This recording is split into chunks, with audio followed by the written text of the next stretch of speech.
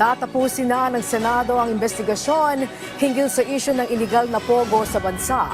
At sa huling pagdinig, pagpapaliwanagin ng Senado ang PNP Intelligence Group sa pagpasok sa eksena ni Mary Ann Maslog sa investigasyon kay Alice Guo.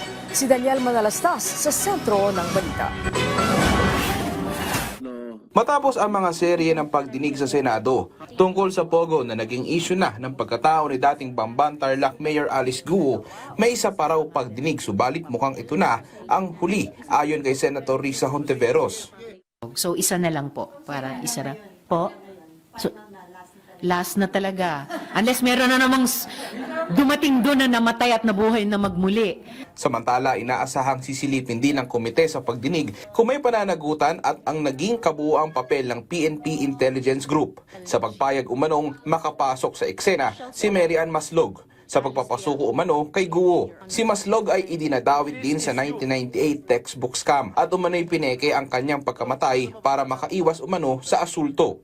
Yun yung isang fina-follow up pa namin kung ano yung naging papel ng PNP Intelligence Group dito sa saga ni Guo Huaping at kung ano din ang maisasagot nila sa amin sa komite sa aming mga tanong. So kasama yon sa ilan sa importanteng huling itatanong at kukuhanan ng sagot ng komite sa last hearing. Nauna iginin ni Senator J.V. Ejercito na may mga pangalan na lumabas noong magsagawa sila ng executive session kasama si Alice Guo.